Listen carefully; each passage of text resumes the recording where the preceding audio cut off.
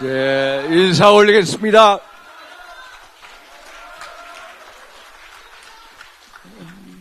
원래 오늘 국민희망위원회 존경하는 강동호 위원장님, 정말로 우리 희망위원회를 역동적으로 이끌고 계십니다마는 보고안보 결의대 또 이철우 지사님 모시려고 했는데 지사님 현재 사정 잘 아시죠? 그래서 제가 축사가 아니라 이철우 지사님 대신해서 대한민국 어디로 가고 있나, 지금 우리가 처해 있는 현재 위치가 어딘가, 이런 걸 가지고 몇 분 동안 말씀드리도록 하겠습니다. 우리가 지난 12월 3일 비상겸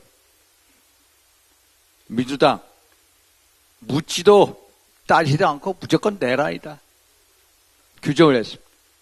대통령을 내란의 수괴라고 하고 저는 내란 공범 1호가 돼버렸습니다. 저한테 민당이 지금 걸어놓은 게 9개입니다. 9개. 제명안, 징계안, 윤리, 검찰, 경찰, 고발 총 9개의 별을 달고 있습니다. 그래서 제가 죽어도 이 싸움에서 지지 않겠다라는 심정으로 싸우고 있습니다. 그런데 여러분 한번 생각해 보십시오.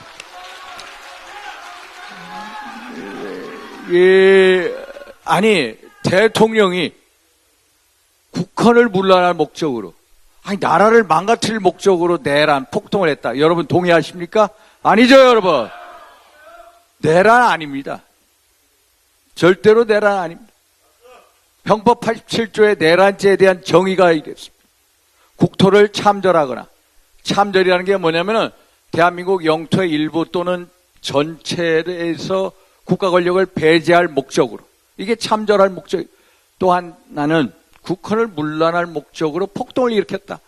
그래서 검찰, 민주당 전부 다 국헌 문란에 폭동을 일으켰다고 하는데 저는 아무리 봐도 형법 87조에 해당되지 않는다. 동의하시죠 여러분? 그러면은 대통령을 이 사람들이 기소할 때 국헌 문란에 폭동을 일으켰다 했습니다. 국헌 문란이라는 게 뭡니까? 형법 91조에 보면은 국헌 문란에 두 가지가 있습니다. 첫째, 헌법과 법률의 절차에 의하지 아니하고 헌법과 법률의 기능을 소멸시켰을 때. 두 번째, 헌법상 국가기관을 강압적으로 전복하고 그리고 권능 행사를 불가능하게 할 때. 요 두 가지. 그러면은 이 사람들이 생각하는 것은 권능 행사 불가능하게 했다. 이 국회에 대해서 권능 행사를 불가능하게 했다. 이것을 주안점을 두고 하는 것 같은데 1997년도 대법원 판례에 의하면은 권능 행사 불가능한다는 것은 두 가지 경우로, 하나는 기관을 영구적으로 제도적으로 폐지하는 것, 이건 아닙니다. 그러면 두 번째, 사실상 상당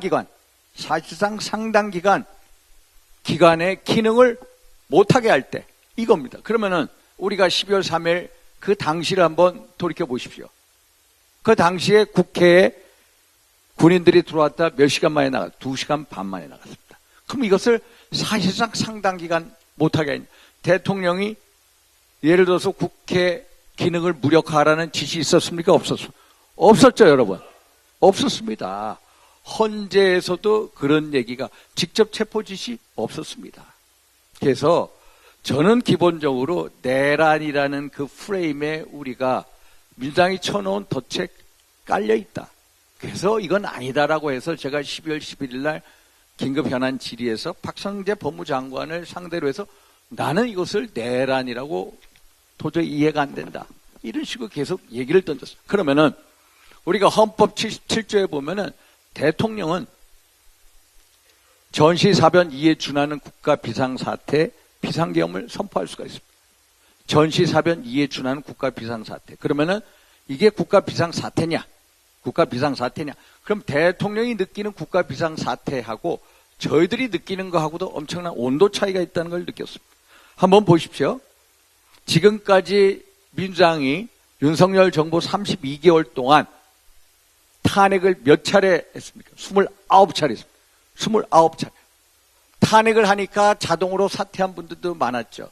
그러면 13건을 헌재에다 보냈습니다. 최근 3월 24일까지 전부 줄 기각됐습니다. 9개. 전부 줄 기각당했습니다. 그러면은 32개월 동안 29차례 발의를 했습니다. 최상목 대통령 권한 대행의 대행까지 하면 30차례. 그럼 한 달에 한 번꼴로 탄핵 소추안을 낸 거. 그러면은 대한민국이 건립된 이후에 그리고 지난 문재인 정부까지 탄핵 소추 얼마나 있었느냐? 21번 있었다. 21번. 21번 있었으면은 지금 저희 이 짧은 32개월 동안에 29차례 있습니다. 이게 말이 됩니까? 이게 바로 탄핵입니다. 줄줄줄줄 탄핵. 그런데 한번 보십시오. 줄줄줄줄 기각당하고 있는 거 보셨죠? 9대 빵으로 민당은 패했죠. 알고 계시지 않습니까, 여러분? 그래서 한번 입법 폭주를 한번 보시죠. 입법 폭주. 특검법, 무슨 법 해가지고 최상목 대통령 권한 대행까지 제2요구 거부권을 행사한 게 38, 40차례가 40차례. 이 정도로 얘네들은 껐덕하면 파퓰리즘 법안, 나눠주는 법안, 뭐 퍼주는 법안, 이재명 개인을 위한 법안 등 등등등등 해가지고 이거에 대해서 거부권 행사한 게 40여 차례. 예산은 어떻습니까? 올해 국가 예산이 작년에 정부 측에서 국회에 넘어왔을 때 677조 4천억, 4천억 중에 민주당이 정부 여당하고 협의도 없이 4조 원 이상을 깎습니다. 그러면 대통령실의 특활비가 얼마인지 아십니까, 여러분? 0원인 거 잘 아시죠? 문재인 정부 때 대통령실 특활비 90억이 넘었습니다. 대통령실은 0원입니다. 검찰도 0원, 경찰도 0원, 감사원도 0원. 이렇게 했습니다. 그래서 제가 대통령께 여쭤봤습니다. 왜 이걸 하셨냐고. 도저히 민주당의 이 폭거에 대해서, 입법 독재에 대해서 이게 나라가 겉으로는 너무 멀쩡한 나라다. 우리 대한민국이 정상적으로 겉으로는 멀쩡해 보이는데 내부 기능을 보니까 소프트웨어는 거의 거덜나서 엉망이더라. 이것을 국민들한테 직접 알리고 싶었다. 그러면은 그래서 근데 보통 비상계엄을 하면은 5.17식 비상계엄을 얘기하는데 그게 아니다. 연성계엄을 생각하시고 그래서 국민들한테 직접 알리고 싶었다는 거. 그러면은 제가 한번 느껴봤습니다.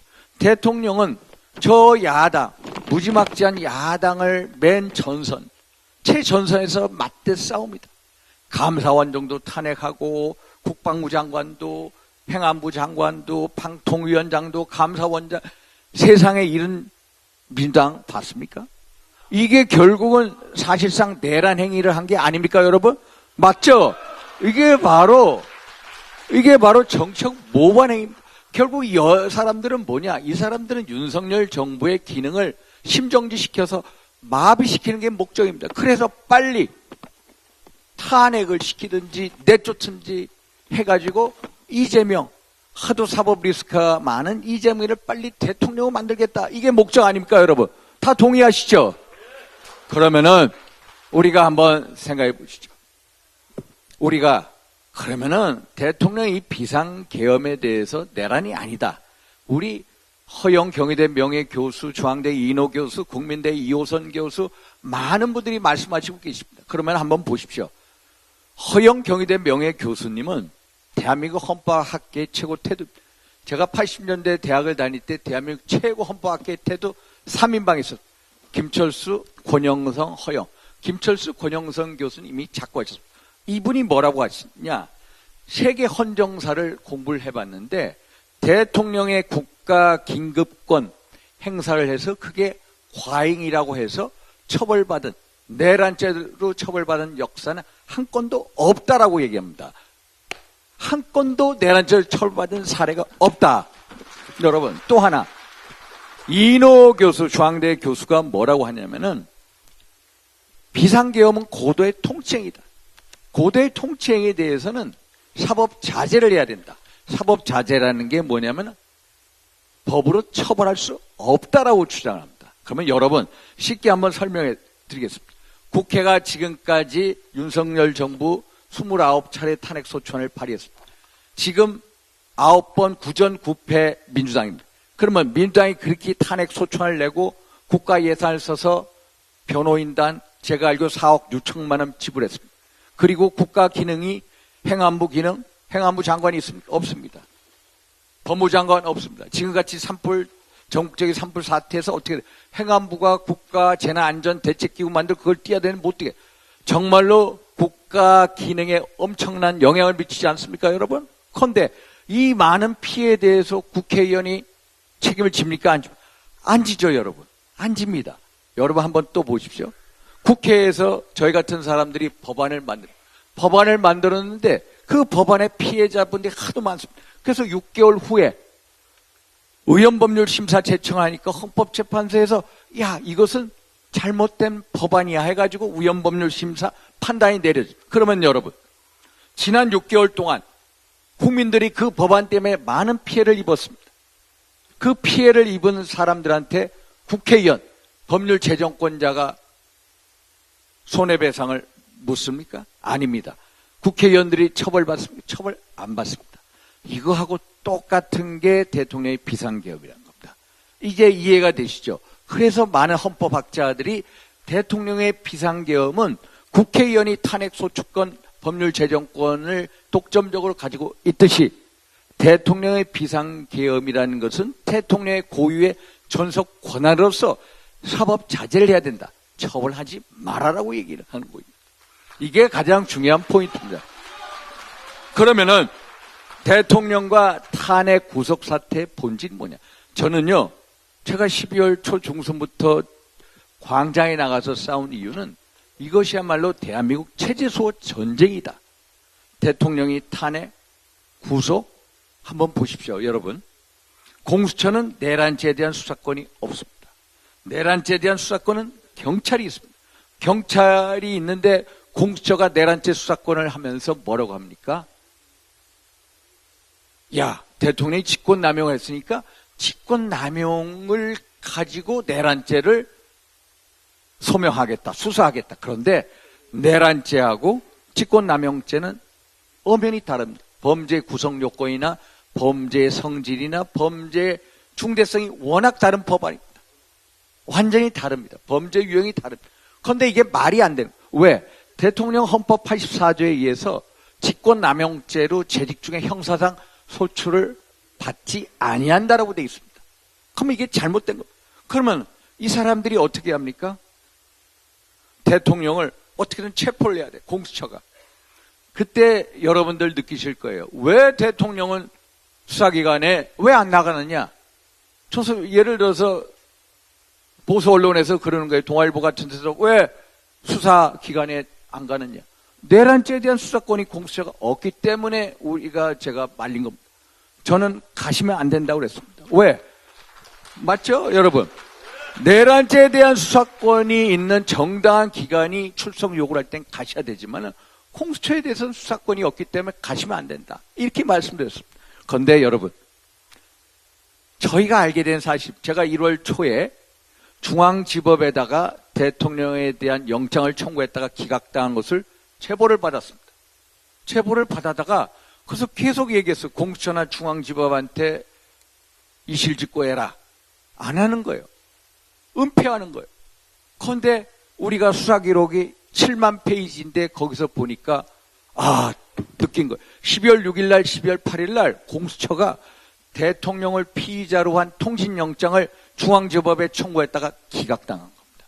12월 19일 날은 대통령을 피의자로 한 압수수색영장을 중앙지법에 청구했다가 기각당한 겁니다. 둘 다 기각당한 거예요. 결국 어떻게 합니까? 서울중앙지법에 대통령에 대한 통신영장, 압수수색영장이 안 나와. 그럼 체포영장이 나오겠습니까? 안 나오죠. 그러니까 이 사람들이 어디로 합니까? 서부지법을 가는 겁니다. 서부지법에 녹화를 해서 서부지법 어떤 사람, 서부지법은 좌파 사법 카르텔의 온상 같은 데 아닙니까?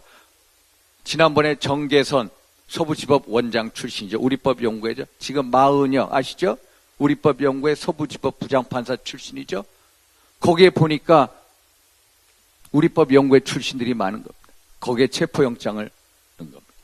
그랬더니 체포영장을 이순영 부장판사가 발부해. 이 사람도 우리법 연구야.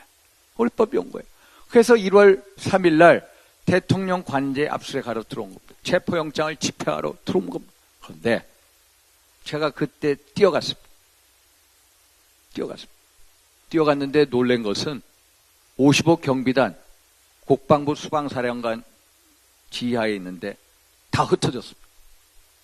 200이 경비단 경찰청 산하인데 다 없어졌습니다. 교관들만 130명이 공수처 수사관하고 경찰하고 대치. 그래서 거기 공수처 부장검사님하고 저하고 대화를 했죠. 이거 수사권 없습니다. 검사님 돌아가십시오. 우리가 수사권이 있는 기관에서 정당한 영장을 가져오시면 우리가 그것을 받들겠습니다. 그러나 이건 아닙니다. 계속 옥신각신했습니다. 한 5시간 반 옥신각신에다가 결국 갔는데 저하고 윤곽근 변호사, 김호일 변호사가 영장을 받습니다. 영장을 달라. 영장을 보았더니 뭐가 있냐. 영장 앞에다가 쪽지로 딱 종이 쪽지를 붙였습니다. 그 붙인 거에 뭐가 있냐면 딱 부장 판사 이름 봤더니 이순영 부장 판사고 딱 보니까 쪽지에 형사소송법 110조, 111조 적용을 예로 해라. 요 쪽지를 붙였어요. 이것은 판사가 이렇게 할 수가 없습니다. 그 규정은 뭐냐? 형사소송법 110조, 111조는 군사상, 공무상 기밀 장소를 수사할 때에는 기관장, 경호처 책임자의 승낙을 얻어야 한다. 그런데 그 적용을 무시하라는 겁니다. 무시하고 대통령을 체포해 오라는 영장입니다. 이것은 한마디로 불법 영장입니다. 영장 잘못된 겁니다. 기상천외한 불법 영장을 만든 겁니다. 초법적인 영장을 발부. 결국 옥신각신하다가 그분들 내보냈습니다. 그런데 1월 15일 날 오전 5시에 다시 또 영장이 옵니다. 저하고 윤곽근 변호사하고 새벽에 이것을 플래시라이트를 켜면서 봅니다. 봤더니 어떻게 돼 있느냐. 야, 윤변. 야, 지난번에 이순영이 했던 그 규정 적용 배제하는 거 있어 없어? 없습니다. 그래. 그럼 정상적인 영장이에요. 일단은 영장 자체는. 그러면은 그 당시에 경호처를 책임진 김성원 경호처 차장이 글을 썼습니다. 여기는 대통령 관저다. 군사기밀시설 가급 지역이기 때문에 수색을 허락할 수가 없다라고 한 문서를 송진호 변호사가 공수처 수사관들한테 딱 읽었습니다. 새벽 5시. 그러면은 들어올 수가 없는 겁니다. 왜? 형사소송법 110조, 111조 적용에 따라서 군사상, 공무상 기밀 장소에는 책임자의 승낙을 얻어야 되는데 당시 경호처 차장인 김성원 차장이 여기는 군사기밀 보안시설 가급이기 때문에 승낙하지 못합니다 하면은 영장을 집행할 수가 없습니다. 그런데 그걸 무시하고 불법적으로 영장을 집행한 겁니다. 결국 한번 보십시오. 불법의 불법입니다. 공수처 내란죄에 대한 수사권이 없습니다. 또 영장 청구 중앙지법에다가 안 되니까 서부지법으로 돌렸습니다. 그리고 1월 15일 날 영장 집행할 때 그것도 불법을 했습니다. 불법의 연속이었던 것입니다. 그러면은 대통령이 검찰 단계로 넘어갔습니다. 제가 1월 15일 날 10시 반에 집행이 돼서 공수처까지 따라갔습니다. 따라가서 보고 검찰로 넘어갔는데 여러분 한번 보십시오. 우리가 체포가 돼서 구속기간은 딱 10일 만에 끝납니다. 10일. 그런데 이 사람들이 1월 15일 10시 반에 체포를 해서 대통령에 대한 구속기간은 이미 1월 26일 오전 9시에 끝났습니다. 그런데 검찰은 대통령의 불법 체포 구금하고 있었던 겁니다.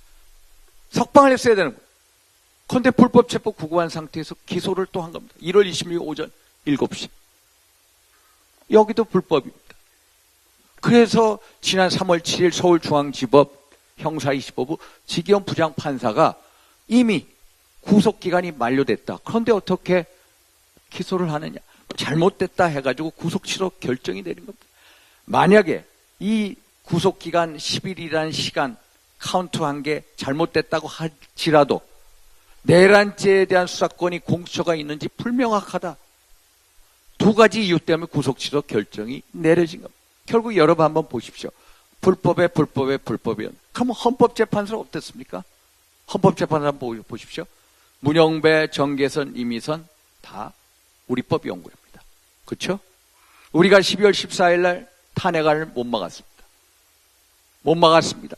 우리 국민의힘 의원 중에 적어도 12명이 탄핵 찬성으로 넘어갔습니다. 그래서 192 전체 야권 의석에 12명에서 204석으로 탄핵안이 가결됐습니다. 그런데 국회 탄핵 소추단은 민당 사람들이 주도하고 있죠. 이 사람들이 대통령의 12월 14일 탄핵 소추안에 80%가 내란죄의 혐의에 대한 부분입니다. 그런데 그것을 취소해버린 겁니다. 그것을 삭제해달라고. 그러면은 그 탄핵 소추안의 80%가 날아갔습니다. 그러면 그 탄핵 소추안을 다시 국회로 각하시켜야 됩니다. 그리고 재의결 절차를 거쳐야 되는 거 아닙니까? 재의결 절차 없이 그냥 일사천리대.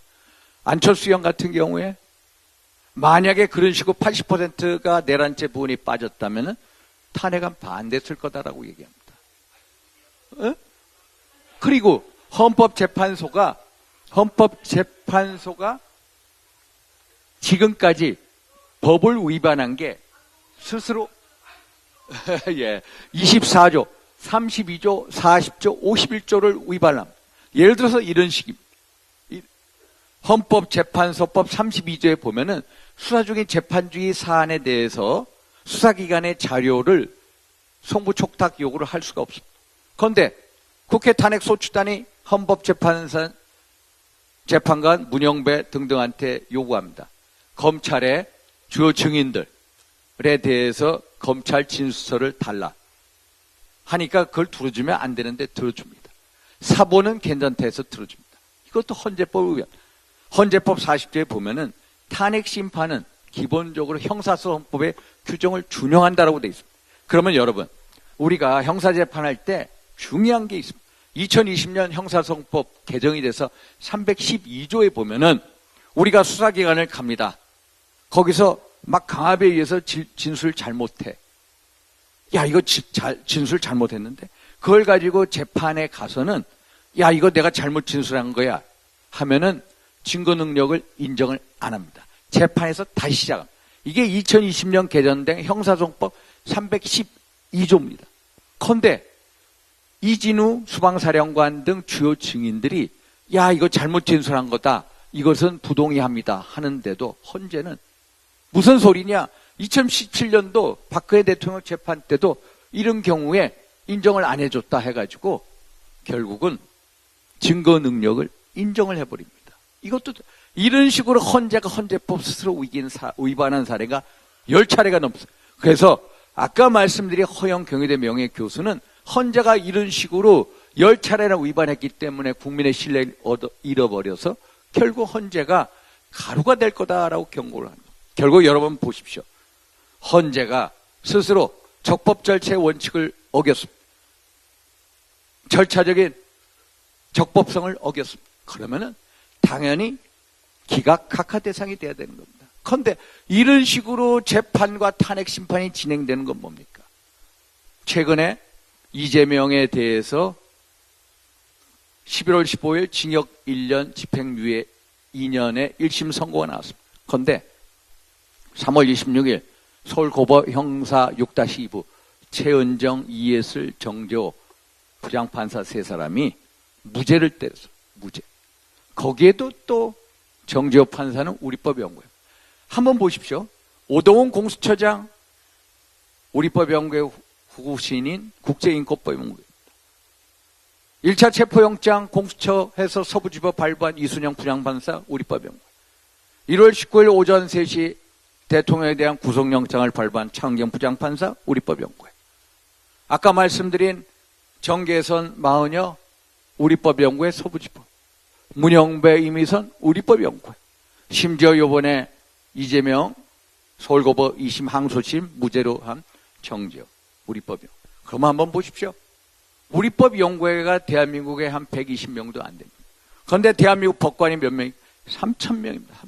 3,000명의 5%도 안 되는 우리법연구회 사람이 어떻게 대통령 탄핵과 구속과 이 심판 사건에 다 결부되어 있는, 그리고 이재명이를 무죄로 뽑는데도 왜 우리법이, 결국 뭐냐? 대한민국을 망가뜨리는 좌파사법 카르텔이 기승을 부리고 있다. 좌파사법 카르텔, 이게 대한민국을 붕괴시키는 첫 번째 카르텔이다. 이 말씀을, 이게 지금 우리가 체제 수호 전쟁을 하고 있는 이유. 두 번째는 부정부패 카르텔입니다. 한번 보십시오. 최근에 선관위 한번 보셨죠? 선관위 감사원이 선관위에 대해서 감사를 했습니다. 291차례 부정채용 사례가 있었고요. 거기서 인사복무규정 위반한 게 878차례입니다. 이 사람들이 채용하면서 인사복무규정을 위반하지 않은 사례가 한 번도 없댄다. 선관위 있는 사람들 조사했더니 다 하는 얘기가 우리는 가족회사다. 중앙선관위 사무총장 아들을 세자마마라고 그런다. 우리는 친인척을 뽑는 아름다운 전통이 있다. 그래서 선거관리위원회가 아니라 저는 친인척관리위원회라고 합니다. 친인척관리입니다. 그런데 감사원이 선관위를 감사하는 것 당연한 거 아닙니까? 헌재는 그거에 하는 게 헌법 위반이라고 얘기해요. 헌법 위반. 저 헌재를 어떻게 생각해요? 민주당은 감사원이 부정부패한 선관위를 감사하는 것을 막는 법안을 만들겠다고. 결국 뭡니까? 저는요, 대통령 탄핵 구속의 이 총감독이 누굽니까? 민주당입니다. 찌째명 민주당입니다. 그리고 주연 조연이 누구입니까? 공수처, 서부지법, 헌법재판소, 선관위 다 카르텔로 엮여져 있는 카르텔. 한번 보십시오. 선관위를 뒤에서 도와주는 카르텔은 바로 민주당의 세력입니다. 이게 좌파 카르텔의 엮음을 있는데 이게 결국 우리가 체제 수호 전쟁을 해야 하는 이유.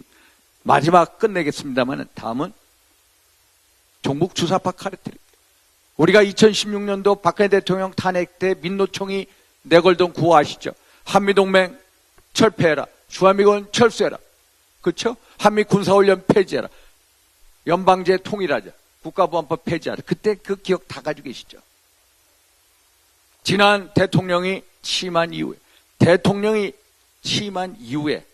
8월 15일 날 2022년 8월 15일 날 조선노동당 산하의 조선직업 총동맹이 민노총 지도부에다가 통일연대에서 한 장짜리를 보내. 윤석열 정부는 화초 정권이다. 화초 정권이다.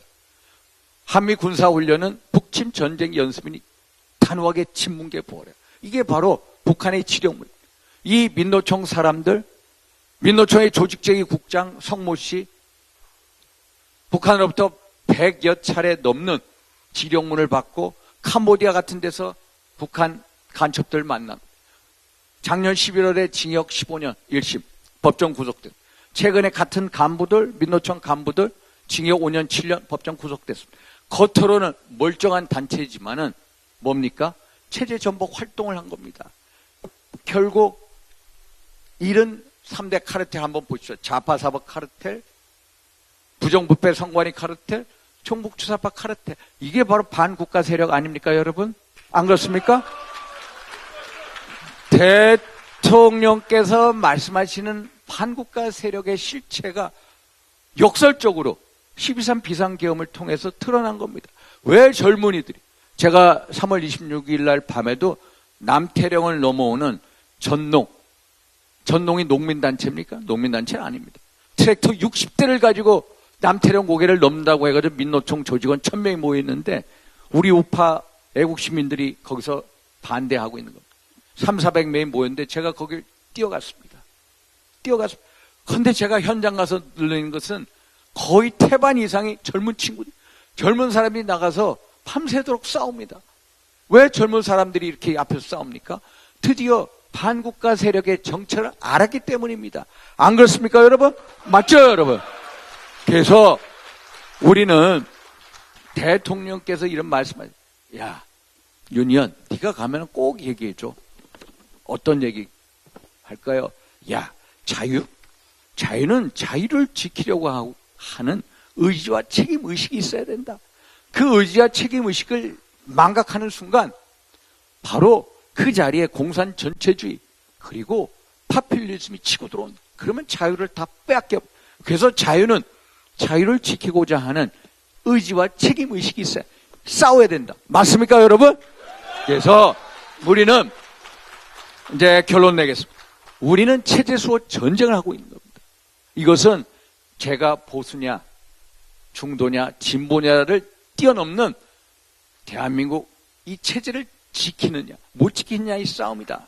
안 그렇습니까, 여러분? 그래서 저는 저하고 지도부 분들하고 생각이 다릅니다만은 이 법치주의가 무너지는 현장을 말씀드리지 않았습니까? 일국의 대통령도 이렇게 마음대로 수사기관이 강압적으로 횡포를 하고 여론몰이, 탄핵몰이 하면은 법의 보호를 받을 수가 없습니다. 그러면 일반 서민들은 어떻습니까? 일반 서민들은 수사기관의 억압이나 강압이나 횡포에 쉽게 노출되고 우리의 인권이 말살될 수가 있습니다. 이것은 대통령 개인 한 사람의 문제가 아니라 대한민국의 모든 국민, 일반 서민들의 문제다. 그래서 이런 좌파사법 카르텔, 부정부패 선관위 카르텔, 종북주사파 카르텔하고는 우리가 끝까지 맞서 싸워야 된다. 안 그렇습니까, 여러분? 그래서 우리는 자유, 법치 수호는 우리들의 거부할 수 없는 숙명입니다. 우리는 자유민주주의, 정말로 우리의 조국, 애국, 선열, 애국 동지들의 피와 땀과 눈물의 거룩한 희생 속에서 우리가 그 자유민주주의를 지켜오고 누려왔습니다. 그런데 지금 6.25 이후의 최대의 자유민주주의, 법치주의의 위기다.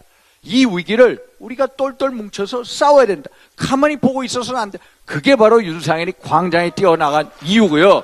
그래서 우리